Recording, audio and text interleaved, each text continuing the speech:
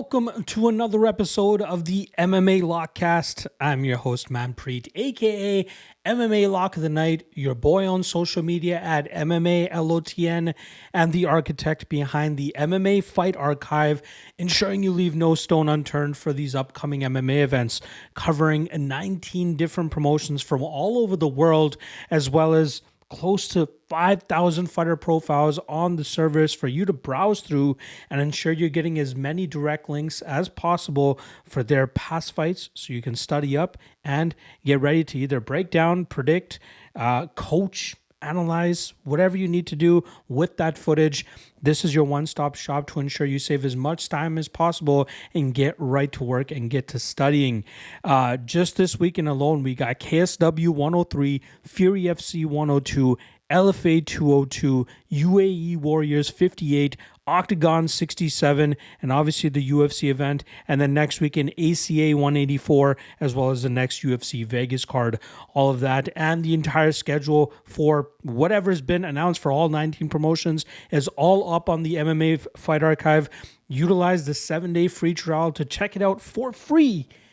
Check the link in the description below. Once again, that is the MMA Fight Archive. All right, this weekend, the UFC touches down in Seattle and brings a bantamweight banger in the headliner as we got Henry Cejudo looking to buck this losing trend that he's currently on as he takes on Song Yadong, and hoping a victory here could actually put him closer to getting a title fight just off of his name alone, but also a victory would definitely help with that. In the co-main event, we have a rematch of a fight that actually took place in the LFA for a title a couple years back between Anthony Fluffy Hernandez, looking to continue this winning streak that he's on by going up against Brendan Allen, who just had his winning streak snapped by Nasruddin Imavov back in September. Let's see who'll come up on the winning side this time, whether Hernandez shuts the door on the rivalry and goes 2-0 here, or Brendan Allen evens the score and ends up getting his hand raised.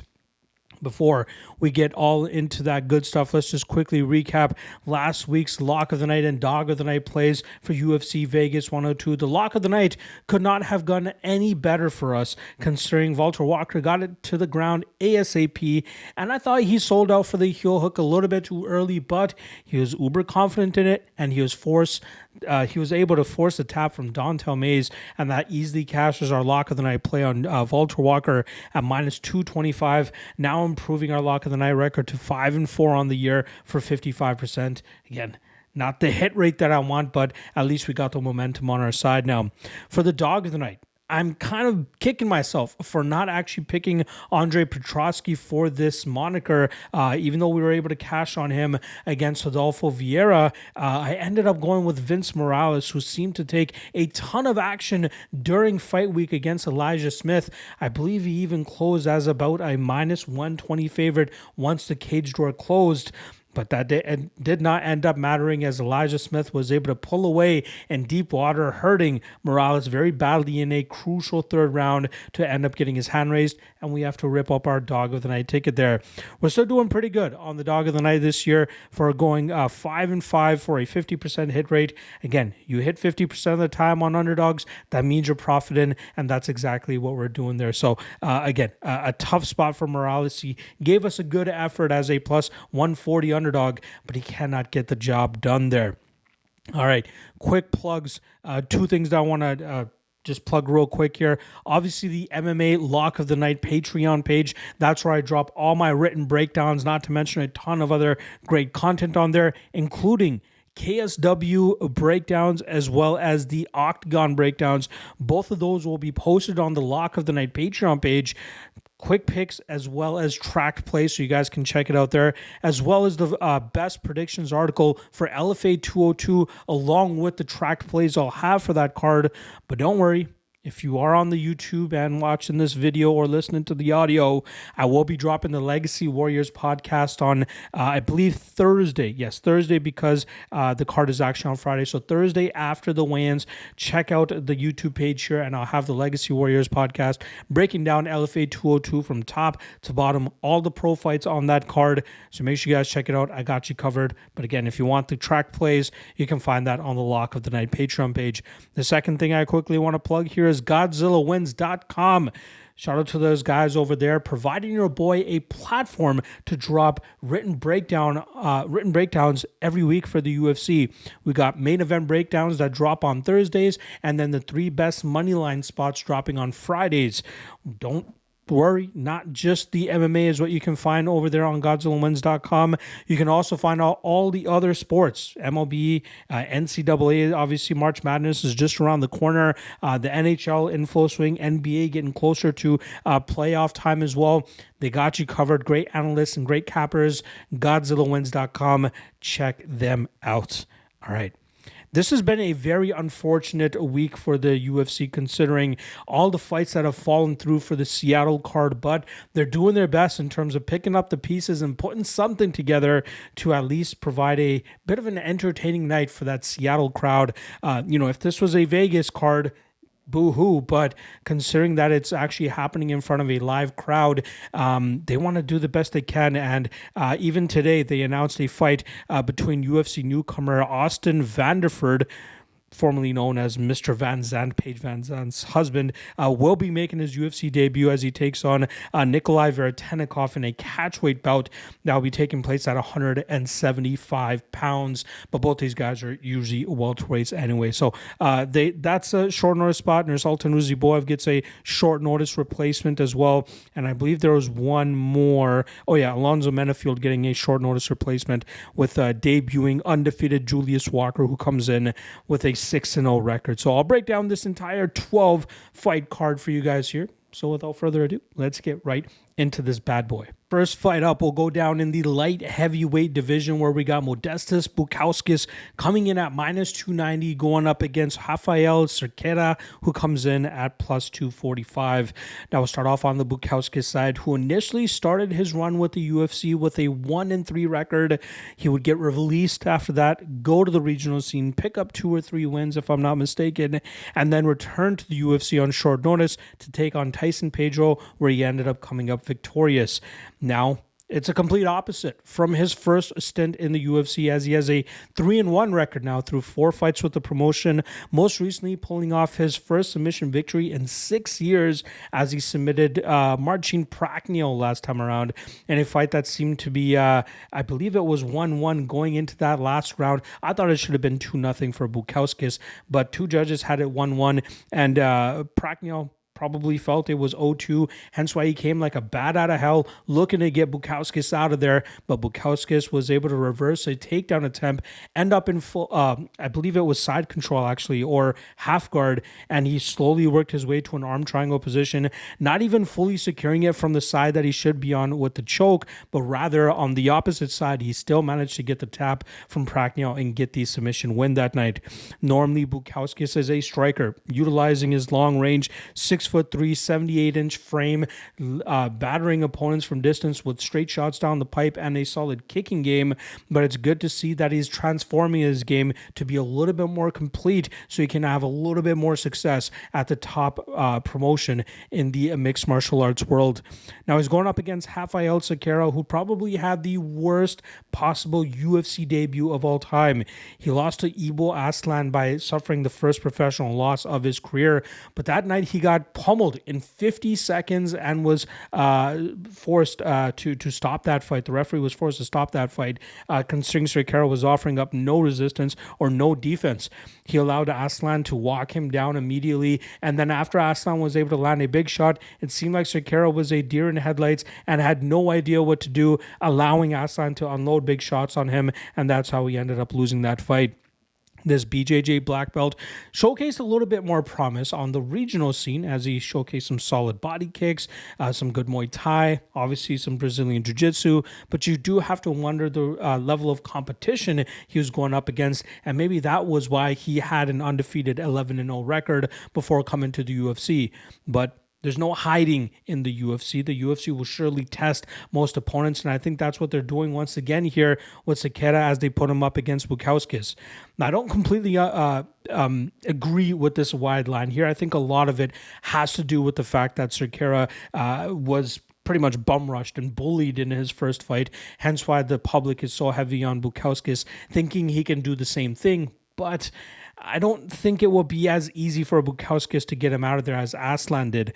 I think this will be a little bit more competitive. I think we'll see Bukauskas touch him up from distance, stop most of the takedown threats that are coming from Cerqueira, but I still expect Bukauskas to go out there and stick to his game, utilize his distance striking, batter Cerqueira from distance, chew him up with some leg kicks as well, but I think he'll stop the takedowns, keep this in the striking realm, and just touch up Cerqueira over the course of 15 minutes and win this fight on the scorecards. Minus 290, a little bit too generous there in my opinion. I think I'm going to stay away from this fight all in all. The over 1.5 at Pick'ems has a little bit of my attention, as I believe it's going to be hard for both guys to get each other out of there.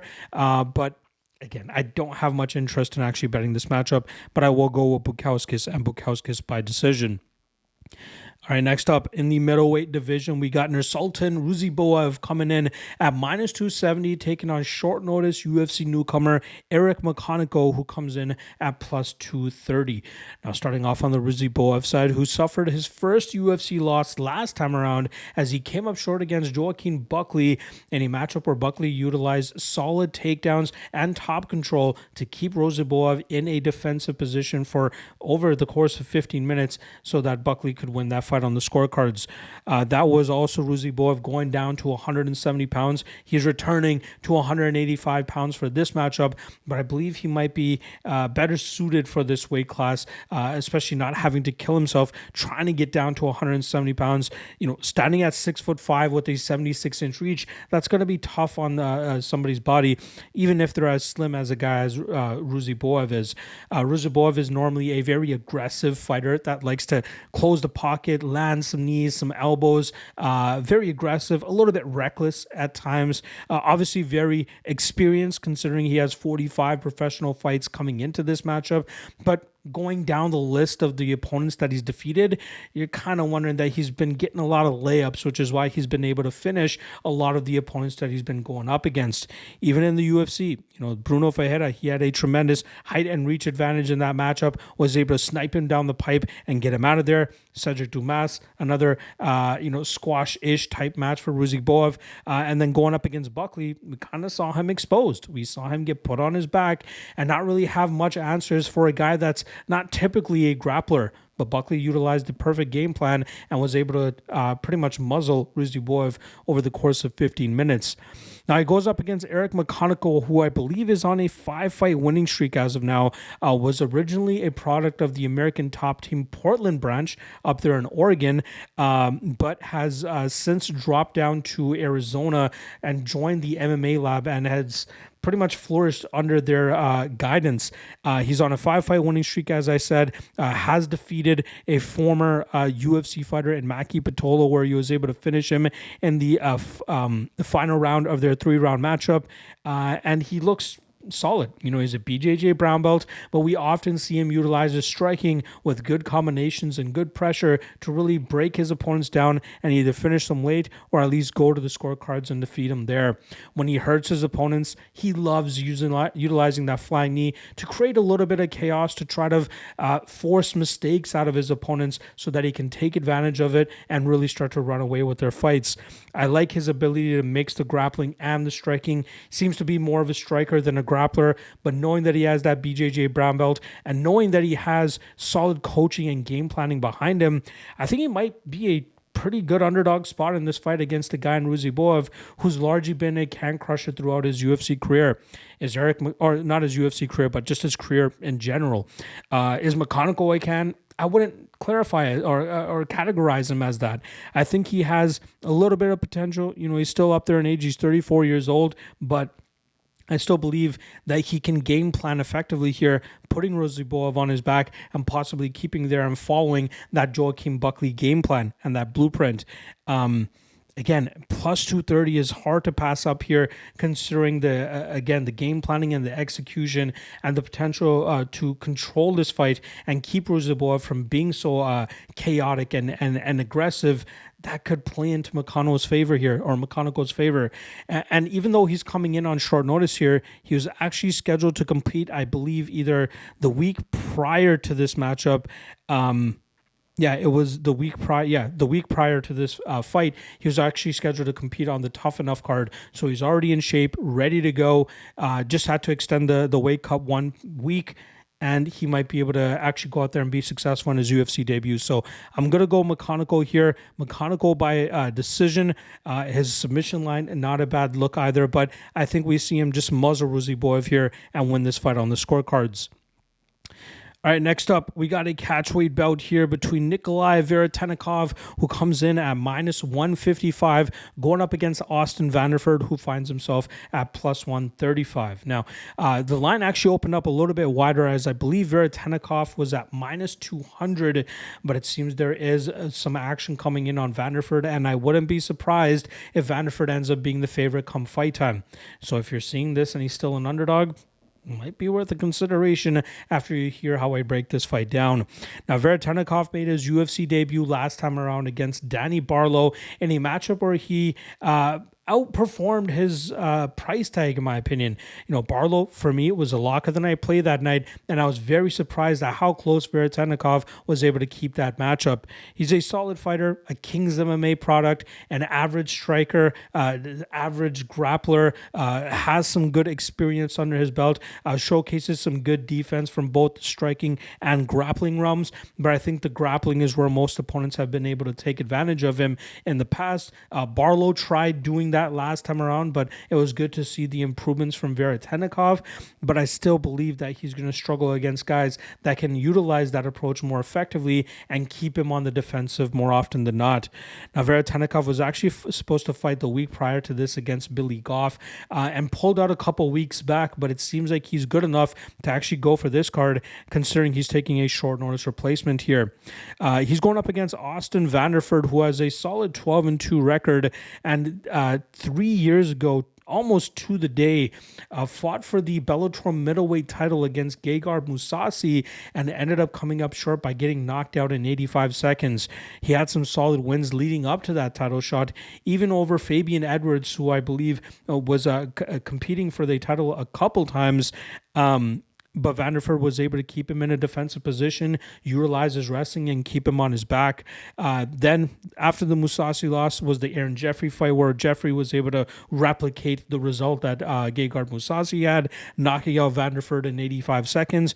And then Vanderford sat on the shelf for a while, came back in October under the LFA banner, and was able to get a quick victory over a regional journeyman. But it was good to see that he's still in shape, very capable of going out there and doing what he's supposed to do against guys that probably shouldn't even be in there with him.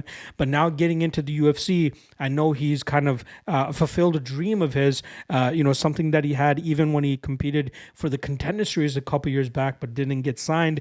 Now here he is coming in on short notice, fighting somewhat closer to where he used to live. I believe he's now out of Florida, but used to actually train out of Oregon, along with Paige Van Zandt, but they eventually moved down to Florida. So maybe there is a little bit of a hometown crowd for him here, hence why he got this call up. But matching up against Veretennikov, obviously Veretennikov, a better striker here, but not by a whole lot. Vanderford has some power in his shots, but it's really his wrestling that will allow him to get the better of Veretennikov in the spot. Look for Vanderford to time his takedowns, his level changes, and he may not complete most of them, or he may not be able to get a whole lot of control time, but I think the constant threat of the takedowns is going to muzzle Veretennikov here, and we'll see Vanderford control most of this fight, which is why I think at plus 135, I think is a damn good underdog in this spot, but I just wonder how long he's going to stick around being an underdog, considering that the line, it just came out a couple hours ago, so there might be some action that ends up making him a favorite. I'd probably take him all the way up to about minus 150, minus 140. Short notice is something that you obviously have to consider in this spot, considering Veretennikov was already preparing for fighting around this time. But yeah, Vanderford, if he can go out there and showcase 80% of what we've seen in the past, this guy's going to be very tough to deal with for some of these welterweights, especially with the wrestling and jiu-jitsu that we've seen from him before. So give me Vanderford, and Vanderford by decision. Our next up, we got a bantamweight matchup here between Ricky Simone, who comes in at plus 210, going up against Javid Basharat, who comes in at minus 250. Now, I'll start off on the Simone side, who's unfortunately riding a 3-fight losing streak as of late. He's come up short against Yadong Song in his first ever UFC main event, where he got finished in the 5th round of that fight, and then he got picked apart by both Mario Bautista and Vinicius Oliveira, who were both able to stop the takedowns of Simone, keep him on the feet, force him to strike, and just take advantage of his wide-winging striking approach. Now, Simone is usually a very strong wrestler that a lot of opponents struggle to deal with, but when you can force him just to strike, you just have to worry about the big power coming back your way, which is very easy to telegraph. Otherwise, you can pick him apart, keep him at distance, and kind of just wear him down that way. He's still 32 years old. He might be able to make some improvements, but I think we've seen the finished product from him. If he can't get his takedowns going, and if he can't get a whole lot of top control time, it's going to be tough for him to end up getting his hand raised. Now, he's going up against Javid Basharat, who has historically shown great takedown defense, but is also coming off of his first professional loss. Last time around, Ayman Zahabi was able to utilize a strong 2nd and 3rd round to get his hand raised on the scorecards. Now, we're nearing almost a year since that fight, and I think Basharat has been itching to get back into the cage and try to get back into the win column, as he was actually scheduled to fight Chris Gutierrez back in August, but was forced to pull out of that fight. But I think that we're going to see some solid improvements from him here. You're talking about a guy that was originally from England, moved over to Extreme Couture in Las Vegas after getting signed to the UFC with his brother, and then we saw him, I believe, during the preparation for the Chris Gutierrez fight, he actually moved down to Florida for American Top Team, and I think that's a great look for him there, getting that room full of killers, getting a ton of different looks in terms of training partners, and continuing to improve the rest of his game. I think he's already a high-level fighter, very educated striker, utilizes a very solid calf kick to debilitate his opponents, utilizes good combinations, straight shots down the pipe, great takedown defense, has a decent offensive grappling game of his own if he needs, but it's really his striking that makes him shine. I think he learned some good lessons in the Zahabi fight, but I think we'll see him come back very strong here. I think he'll thwart the grappling of Simone, force him to strike, and then really touch him up down the pipe. Just utilizing his striking approach, combinations, look for him to chew up the lead leg of Simone, and from there I think we'll see a classic Javid Basharat decision victory.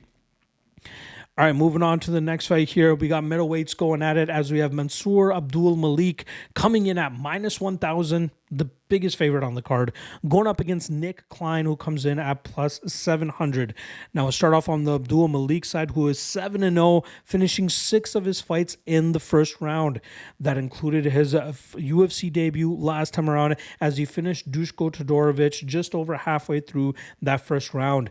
That was a fight where we saw Todorovic selling out for knee bars and leg locks and rolling to get these weird positions and scrambles, but it was impressive to see Abdul-Malik keep up with those scrambles, get the better of those positions, and make Todorovic pay with some nasty ground and pound as he fended off those submission attempts. On the feet, we obviously know that he demands respect, I should say, from his opponents by crashing the pocket repetitively with big shots, with big power, and looking to put them away quickly. He actually comes from a D1 wrestling background, but it's nothing special, nothing Bo Nickel-esque, but it's good to see that it's been holding up through his MMA career, which will allow him to keep fights in the striking realm, whereas pure athleticism and explosiveness should get him at least even into the rankings, considering what we've seen from him thus far. And it's scary to think that he's only 27 years old. Luckily for him, he's going up against a guy, Nick Klein. He should be able to replicate what he's been doing as of late. Now, Klein got his contract through the Contender Series last year, coming in on short notice and submitting Geraldo Souza. That was within 30 seconds, if I'm not mistaken. Utilized some kicks, pulled out a takedown attempt, got the back of his opponent very quickly, and as soon as he got his forearm under the chin of his opponent, he did not let go. There was a little bit of scrambling, but he eventually was able to sink in his hooks and force the tap from his opponents. He is a grapple-heavy fighter, trains out of Pura Vida BJJ in Wisconsin, mainly known for guys like Zach Otto and Ode Osborne when Osborne first came into the UFC. But Klein is a very strong grappler who likes to get fights to the ground and have his most success from there. When he can't get fights to the ground, that's where we see him start to struggle, and that's how we saw him lose his lone professional defeat in, I believe actually it was up in my neck of the woods in Burlington, Ontario at BTC, where Doran Dokaj was able to keep the fight on the feet, wear him out, and then eventually finish him in the third round. And I think that's where Klein is going to struggle immensely in this fight. I think he's going to try to get this to the ground. He might try to create a little bit of chaos in the striking to maybe catch Abdul-Malik and maybe club and sub him, but I think he's going to get hurt for his troubles, and I think we'll see Abdul-Malik keep the trend of what we've seen through his record, and that's another first-round finish. I saw knockout round one sitting around plus 100. I think that's worth a little bit of a nibble considering the skill discrepancy here. Maybe not skill discrepancy, because Klein is a pretty good grappler, or at least a better jiu-jitsu player than Malik. But I think Abdul-Malik's wrestling background will keep Klein from getting the fight into that realm. And then from there, he's going to be at the mercy of Abdul-Malik's striking and power. And I think that comes through within 3 or 4 minutes here. So give me Abdul-Malik, round one, knockout. All right, next up, featherweight division, where we got Andre Touchy Fili coming in at plus 100, going up against Melquizael Costa, who comes in at minus 120. Now, I'll start off on the Fili side of things, who's been exchanging wins and losses over his last several fights, most recently winning a split decision over Cub Swanson. Now, this was a controversial decision. It was a close fight. You know, that's usually the case with Andre Fili's fights. He has a lot of split decisions on his UFC record. He's 12-10 since joining the UFC 11 years ago. Came in as a bit of a hype prospect from the Team Alpha Male camp, but has really not flourished into much. But credit to him for being able to hold on to a UFC roster spot for as long as he has to this point. He's an unorthodox striker, likes to switch stances, good head kicks, good combination striking. Obviously, his grappling, training out of Team Alpha Male for as long as he has, is up there as well. Decent fighter, 34 years old. He's always going to make it tough for opponents to try to get past him and get into the rankings. And that's what Costa's going to be looking to do as he tries to build upon the submission victory that he earned over Shailan Nurdenbeka last year, where he was able to get the second and third rounds in his favor, eventually sinking in that choke in the third round of their fight. He's 21-7, has a 2-2 record as a UFC fighter after coming in on short notice for his debut against Thiago Moises, but now is 2-1 since that matchup. Been finished in both of his losses, submitted by Thiago Moises, knocked out by Steve Garcia.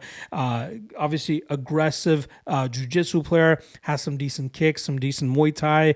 I don't know if he has what it takes to really get over the hump here, but this will be a good kind of barometer to see where he's really at.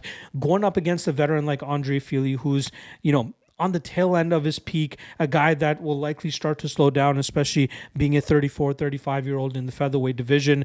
I think we'll see him start to slow down a little bit, and we'll see both guys, whether Costa has what it takes to possibly get into the rankings, or if Fili still has what it takes to, hover around that top 20 to top 15 range, kind of just gatekeeping a bit for guys that are looking to break into title contention. I think Fili, better striker. I think his defensive grappling will be good enough to keep this fight upright, and then from there I think he'll be able to take advantage of some of the mistakes and openings that we normally see from a guy like Costa. That's what cost him that loss against Steve Garcia. Austin Lingo just didn't have the athleticism to really take advantage of that with Costa, but I think Fili has that. I think Fili has the experience, the striking advantage, and good enough grappling to keep this fight upright and end up touching up Costa en route to a decision win. But again, considering how close Fili's fights normally play out, I don't know if I'm going to tie myself too much to this unless Fili becomes a big underdog, maybe gets up to that plus 150 range. I just don't see that happening, but I still pick Fili to win this fight, and I think he wins it on the scorecards. All right, moving over to the light heavyweight division. I believe there's a total of three light heavyweight fights on this card, if I'm not mistaken, which is kind of an anomaly considering there aren't that many light heavyweights on the roster.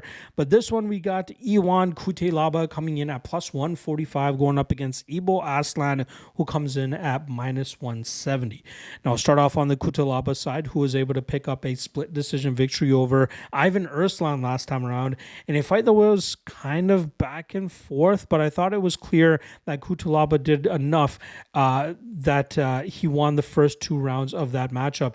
In the third round, it seemed like he slowed down a little bit, allowing Aslan to control the top position. It didn't look like Cutelaba had too much urgency to get off of his back until about 1.5 minutes left in that round. And even from then, it was too late for him to do anything to win that round from Aslan.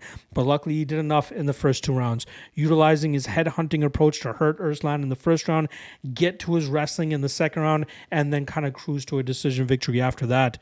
Cutelaba has kind of been all over the place in terms of a UFC fighter. He's 7-9-1 over his last 17 fights. I believe that's all of his UFC fights. He's 2-4 in his last 6, but credit to him, similar to Andre Fili, holding on to a UFC roster spot for as long as he has since he joined the promotion back in mid-2016.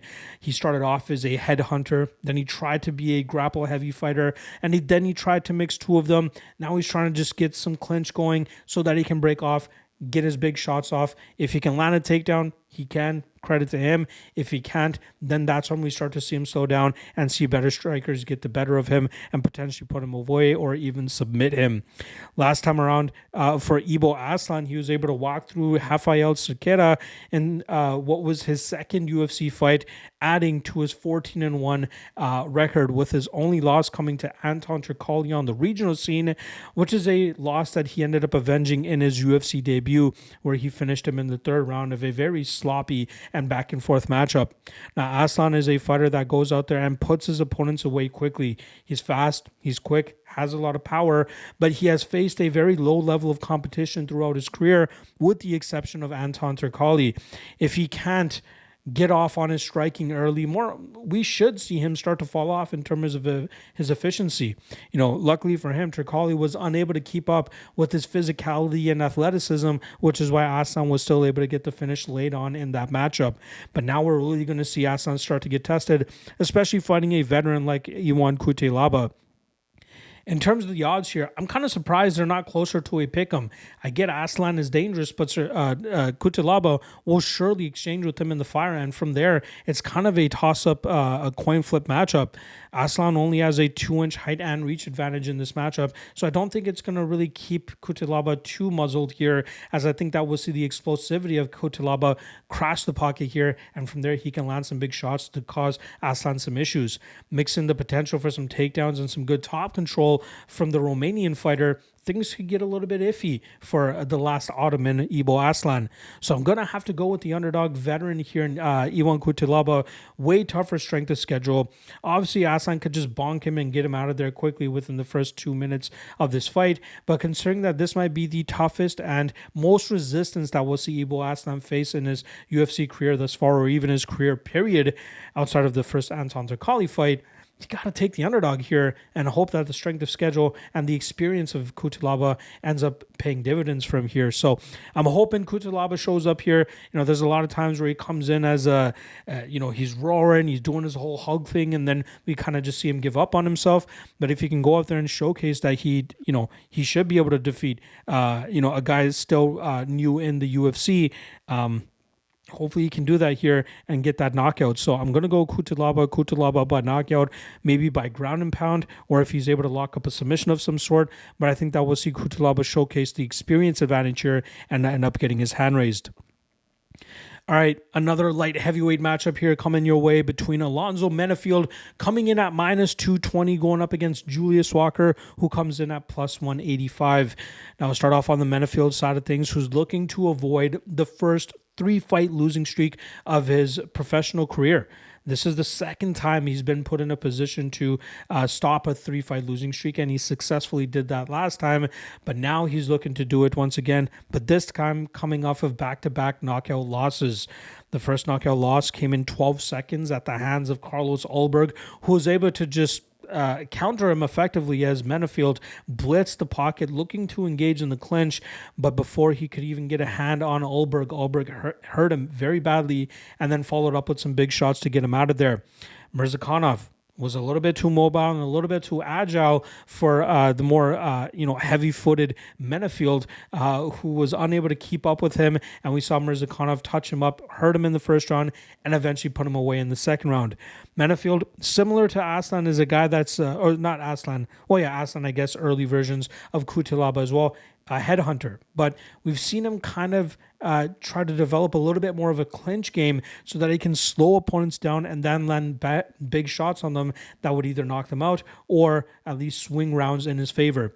The fight against Dustin Jacoby is a perfect example of that, where we saw Jacoby win 90% of that fight with his footwork and output, but those big knockdowns that Menifield was able to land in the second and third rounds of their fights allowed him to win the decision that night. The 37-year-old is going to be looking to turn away a UFC newcomer here who's only 25 years old and has a 6-0 record. Julius Walker has a victory over a former Tough alum, over Myron Dennis last time around, and a former UFC fighter in Bevan Lewis the fight before that. He's finished all of his opponents. 5 of them coming in the first round. He's athletic, has some power, has some good sting, but it seems like he really needs to sharpen up some of the technical aspects of his game. Now, I believe with MMA, especially when you're talking about 205ers and heavyweights, I'd say more of their success has to do with their physicality and athleticism than it has to do with their talent. You know, for the lower weight classes, there is a slim margin of error where you have to be very technical and very skilled to end up getting your hand raised. Whereas in the light heavyweight and heavyweight divisions, if you're just a little bit faster, if you're a little bit more powerful, if you're a little bit stronger, that might be all you need to end up getting your hand raised. Which is why I think with Menifield, I think Menifield will be the one to kind of dictate the pace here. I think he'll be able to land the bigger shots to cause Walker some trouble. But if Walker can really just refine a couple of the things, his striking defense per se, he leaves his chin a little bit out there for my liking, that I believe a guy like Menifield can absolutely land a nuke and get him out of there.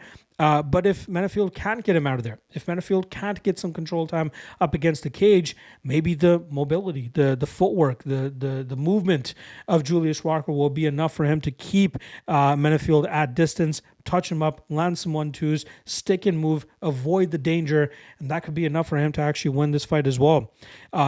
Walker has a 4-inch height advantage as well as a 5-inch reach advantage, but I believe Menifield will be the toughest opponent he's faced to date, and I think we'll see Menifield clip him eventually and get him out of there. Minus 220 is a little bit too much for my liking, as I'm still trying to get a gauge on the ceiling of Walker, and he might be able to make a big splash here, especially in a volatile division like the light heavyweight division, but I'm still going to go with Menifield here, and I think he ends up clipping Walker probably in the first or second round and end up getting his hand raised by knockout.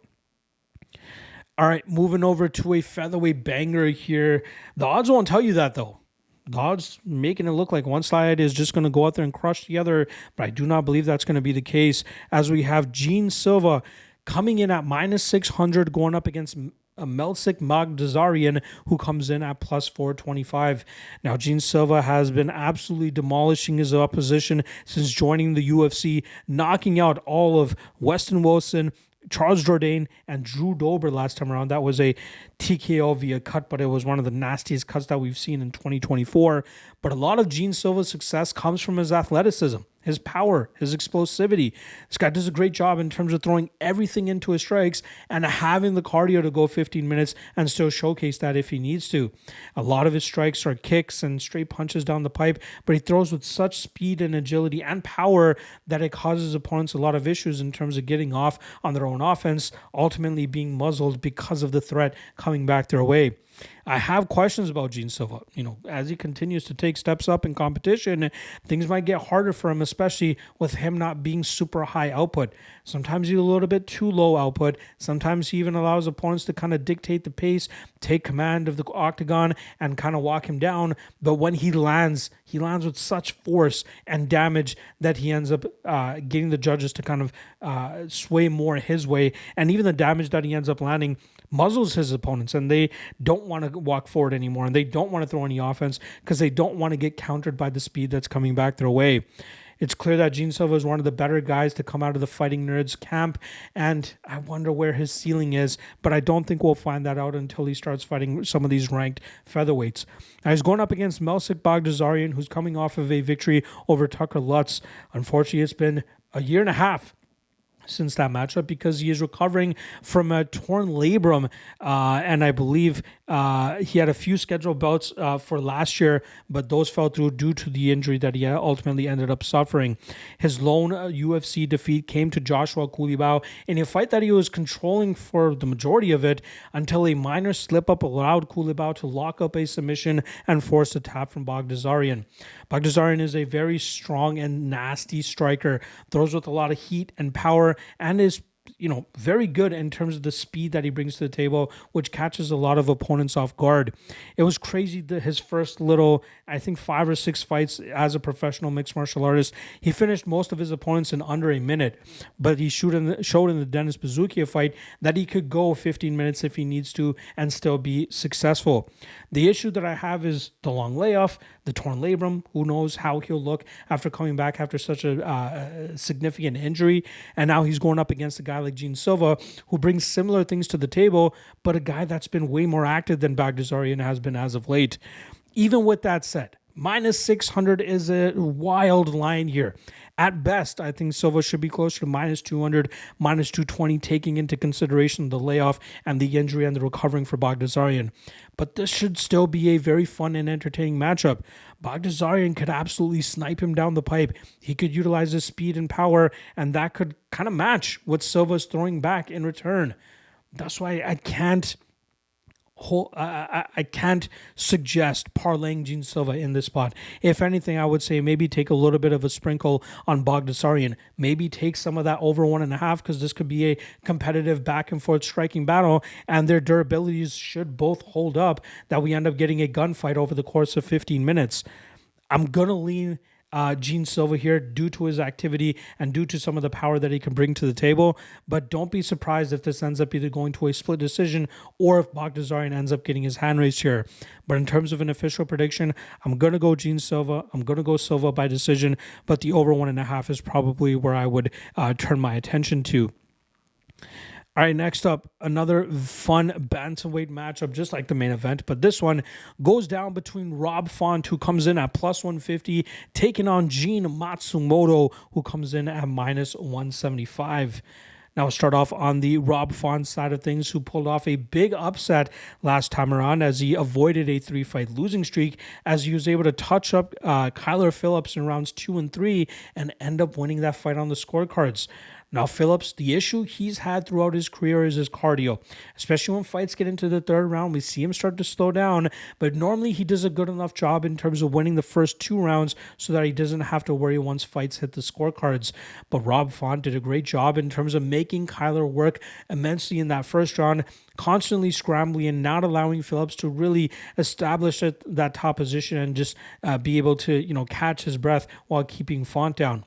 Font was able to take advantage of that in the second round as he utilized a high-paced and good takedown defense to keep Kyler Phillips in a constant perpetual motion, and I think that caused Phillips to slow down sooner than he expected, allowing Font to get off on his game and touch him up in the second and third rounds and win that fight on the scorecards. Now we know what to expect with Font. This guy is a high volume, high pressure fighter, but it's usually been fighters that land with more significance and more power that are able to nullify that style and either knock him out or win fights on the scorecards, even if they're outnumbered on the stats. And that's kind of been his issue against guys like Davison Figueiredo and Marlon Vera, who are, I believe, at a striking deficit, but the power in which they land was able for the judges to actually see the fight in their favor. Corey Sandhagen actually ended up using a grapple-heavy approach over the course of 25 minutes because he came into that fight with an injured knee, if I'm not mistaken, and he was a good enough wrestler to keep Font on his back and grind that fight out. Now, Gene Matsumoto, 25-year-old, 16-0 fighter, super high ceiling in my opinion. Now, he's had some close fights against guys like Brad Katona and Dan Argueta, but he still ended up coming up successful in both of those matchups.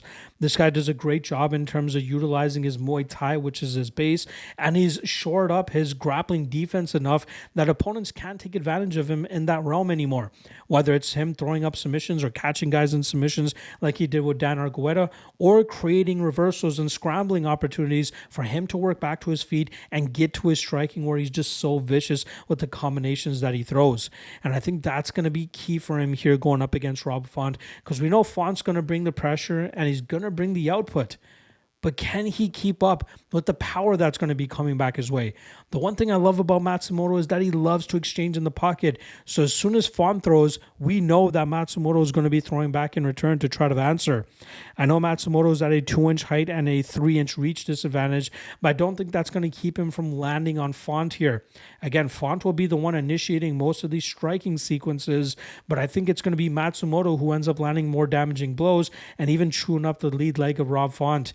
I think once this fight hits the scorecards, we'll see the obvious damage on the Font side, allowing Matsumoto to win this fight on the scorecards. I see the line trickling down a little bit. I even seen minus 165 on a certain book before I hit record on this podcast, and I wouldn't be surprised if Matsumoto ends up closer to minus 140 or minus 150 by fight time. But I think the youngster is going to end up getting his hand raised here by landing more damaging and significant blows. I get it. The strength of schedule is on Rob Font's side and the experience, but Matsumoto has faced some decent competition on the regional scene, which has gotten him ready to get to the UFC and take this high-level opportunity to defeat a formerly ranked fighter as Rob Font. I think Rob Font may be still ranked, but at least this would snatch a ranking from him and then allow Matsumoto to be ranked as well. So I'm going to go Matsumoto and Matsumoto by decision here, which is kind of bittersweet. I love me some Rob Font, but I think Matsumoto is definitely the future of the bantamweight division. Maybe not a champion, but a guy that would definitely find himself in the top 7 of this division.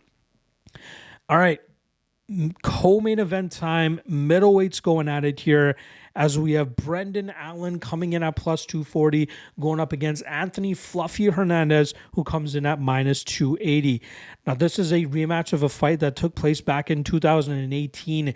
That was for the LFA middleweight title, a 5-rounder, a little bit back and forth, but after the first round, it seemed like Hernandez really started to pull away. Allen may be a great jiu-jitsu specialist, but Hernandez's ability to utilize a pressure wrestling style, as well as great scrambling ability, is going to cause Allen a lot of trouble in terms of establishing any type of submission threat that's going to cause Hernandez some problems.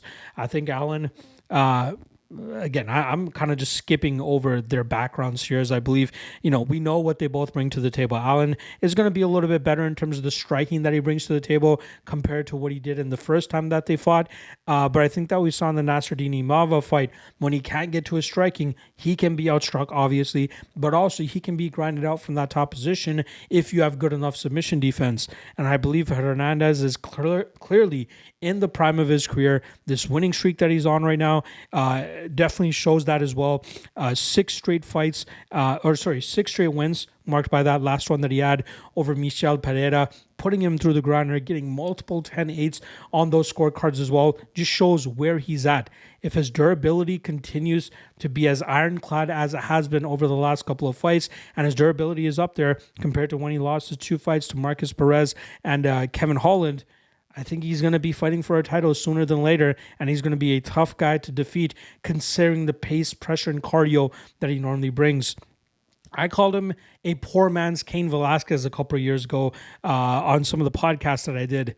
I think people are starting to see why now. If you guys remember, Cain Velasquez was a solid wrestler, but he wouldn't care if his opponents would work back to their feet because he knew that he could land another takedown. Kind of similar to Merab Dvalishvili, not as high level or as high octane, but still very effective. And that's exactly what Hernandez brings to the table here. So look for Hernandez to put Brendan Allen through the ringer. I think this ends up going the full 15 minutes. I wish this was 25 because it's always fun to watch Hernandez fight. But I think Hernandez will put Brendan Allen through the ringer. I think he'll avoid the submission attempts, and I think he grinds this fight out and wins it on the scorecards. And hopefully we get him in another main event slot that could potentially put him even closer to getting a title fight. We'll see how that goes. But again, Hernandez by decision. All right, main event fight here in the bantamweight division as Henry Cejudo looks to avoid the first 3-fight losing streak of his career, goes up against Yidong Song, who's looking to bounce back after a loss to Piotr Yan back, I believe, in June of last year. I could be wrong in terms of exactly when that fight was, but actually it wasn't June. I believe it was April. It was the Miami card, if I'm not mistaken. Actually, March. April was UFC 300. March was UFC 299. That was the card in which Yadong Song came up short against Petr Yan. But let's start off with the Henry Cejudo side of things, who retired back in 2020 after winning the bantamweight title over Dominic Cruz. He sat on the sidelines for a while, ended up getting the itch, and came back to fight Aljamain Sterling in a fight that was for the bantamweight title, but he ended up coming up short in that fight by split decision, and that kind of ruffled his plans of fighting Sugar Sean O'Malley for the title after that. He ended up going back to the drawing board and decided, you know what, let's face Merab Dvalishvili next. And he got schooled in that fight, ended up losing the second 2 rounds there and falling even further down the rung. But the UFC trusts him enough to still main event him here and even promise him possibly a title shot should he end up getting his hand raised this weekend. But he is still a very high-level fighter, 38 years old. We know all about his wrestling background from the Olympics. That's kind of what's been the seed to his success throughout his career. But we have to give him credit for how he has improved his striking to kind of not maybe get to the level of his wrestling, but at least compensate for when he has to strike with his opponents. And it's paid off for him tenfold, in my opinion. But I think we are starting to see him slow down just a smidgen, hence why he's on a 2-fight losing streak. We can't overlook the fact that he was fighting high-level fighters like Merab Dvalishvili and Aljamain Sterling, but you got to believe as a bantamweight, former flyweight at 38 years old, things are going to start to slow down on the hardware aspect, and which is, you need the hardware and the software, all of it, to be very competitive and successful in the flyweight, bantamweight, featherweight, lightweight division. You got to have everything checked off here. And he's going up against the guy here in Yadong Song, who's much closer to his prime at 27 years old. Now, last time around, we saw Song come up short against Petr Yan. That was a fight where he won the first round, I believe, on all 3 judges' scorecards. But then as Petr Yan started to open up with the rest of his game, that's where Song started coming up short. We saw him start to slow down. Couldn't have much success. We even saw Yan get to some grappling success at the end of both the second and third rounds. And Song really didn't have much of an answer for it. Song has improved his defensive grappling, which is why we saw him batter guys like Ricky Simone and even Marlon Moraes when he tried to get his wrestling going as well. But Song, at his best, is a methodical tactician with his striking, with the power that he brings to the table, which is absolutely crazy for a 135-pounder. Also, add in the fact that this is a guy at 27 years old, has 30 fights of experience, and has only continued to improve his game at this stage of his career. Nasty combination striking, good takedown defense, good cardio for the most part, and that's mostly in fights where he can dictate the pace. Is Henry Cejudo going to allow him to dictate the pace? That's yet to be seen. Does Song have a big enough striking advantage here that he's going to be able to muzzle the offense of Cejudo, that he's going to force Cejudo to start slowing down? Or is Cejudo going to set a pace high enough, mixing his striking and his wrestling to keep Yadong being the one that's reactive? And that's going to be, maybe that's the downfall of Song. So that's kind of what's kind of weighing on my mind here in terms of why this line is as wide as it is. Minus 265 for a guy like Yadong Song over somebody as talented as Henry Cejudo has me scratching my head. I don't think he wins at that high of a clip. You're talking about nearly, between 70 and 75% that he wins this fight. That's a little bit of an insult to a guy like Henry Cejudo, because if Song can't dictate the pace here, and if he can't catch his breath in moments that he needs to, then Cejudo can definitely take advantage of some of those spots, maybe put him on his back, get some crucial control time, and get some winning minutes there. But I think that the high-level performances are slowly slipping away from Cejudo. And that's why I ultimately, as a prediction, have to go on the Song side. I think we'll see his takedown defense hold up well enough early. From there, I think he'll be able to land some power combinations on Cejudo. That's going to cause Cejudo some issues. That might start to muzzle the offense of Cejudo. That might get to Cejudo to start second-guessing himself here. Maybe thinking, okay, there's a reason I've been losing my last 2 fights. I just don't have it anymore. It's absolutely possible. But this line is just too wide to confidently take the chalk on Song. If this line continues to widen, I might have a little bit of action on Cejudo just for the odds sake. Again, to get a fighter of his caliber at those types of odds, you have to consider it very closely. But I'm going to see where this line goes during fight week. I have no issue in terms of passing on this, but in terms of a prediction, I'm going to go with Song. I'm going to go with Song by decision, landing more damage throughout this matchup, getting his hand raised on the scorecards, but Cejudo could be a very live dog and I would not consider parlaying Song for that reason. There you guys go. Full card breakdown for UFC Seattle. Should be a decent card, all things considered, with all the injuries and pullouts. It should still be fun. Again, we got 3 other regional cards that I'll be covering this weekend. You can find all those breakdowns on the MMA Lock of the Night Patreon page. Otherwise, Thursday, I'll be dropping the Legacy Warriors podcast, breaking down LFA 202 for you guys. And yeah, that's pretty much it. I'll be back tomorrow for the top 3 Lock of the Night plays, as well as the Chalk or Not segment. I'll see you guys then. Peace.